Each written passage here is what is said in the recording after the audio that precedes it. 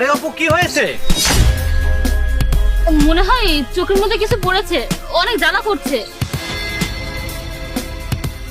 কই দেখি। এবার ঠিক আছে তো? হ্যাঁ এবার ঠিক আছে। আচ্ছা চলো। প্লিজ ভাইয়া আপনি এখানে দাঁড়ান, আমি এখনই আসছি। আরে অপু আবার কি হলো? কিছু না। চলো।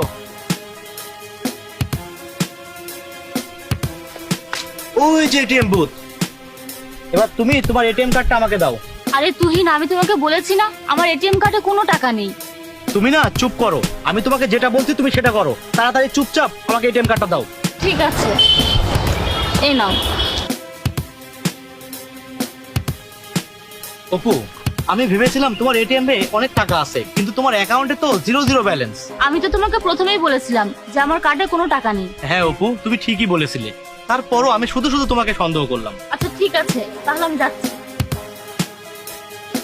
আরে এতগুলো টাকা আমি কোথায় পাবো?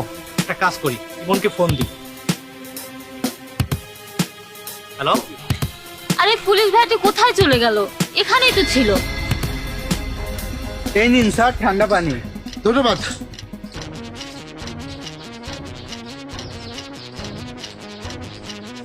এই যে ম্যাডাম, আমি এদিকে। ও ভাইয়া আপনি ওইদিকে, আমি এখনই আসছি, দাঁড়ান।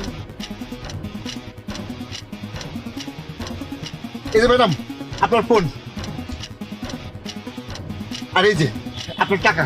আপনাকে অনেক অনেক ধন্যবাদ ভাইয়া, আর আমাকে আপনি মাফ করে দিয়ে না, আপনাকে তখন ওইভাবে ফেলে দিলাম এর জন্য। ওসব তো ঠিক আছে, কিন্তু আপনি এমনটা কেন করলেন আমি কিছুই বুঝতে পারলাম না। কেন করলেন আপনি এমন কাজ?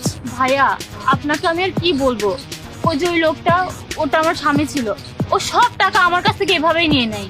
ও সব সময় আমার কাছ থেকে টাকা নেয় জুয়া খেলার জন্য। ও যখন থেকে জানতে পেরেছে যে আমার অ্যাকাউন্টে 20,000 টাকা আছে, তখন থেকে আমাকে বিরক্ত করা শুরু করে দিয়েছে এটিএম বুথে যাওয়ার জন্য। কিছুক্ষণ আগে যখন ফোনে আমি টাকার বিষয়ে কথা বলতেছিলাম, ও পিছন থেকে সব শুনে ফেলেছিল। হ্যাঁ আমি টাকার ব্যবস্থা করে ফেলেছি, এখন আমার অ্যাকাউন্টে পুরো 20,000 টাকা আছে। আমি তোমার চিকিৎসা খুব তাড়াতাড়ি করে ফেলবো। কি? অপুর অ্যাকাউন্টে 20,000 টাকা আছে? এই টাকা তো আমাকে নিতেই হবে। এই টাকা আমি জুয়ায় লাগাবো, আর জুয়াতে লাগিয়ে 20,000 থেকে পুরো 50,000 টাকা বানিয়ে ফেলবো। আচ্ছা মা ঠিক আছে, আমি তোমার সাথে পরে কথা বলছি, আমার স্বামী আসছে। আচ্ছা অপু, তোমার এটিএম কার্ড কোথায়?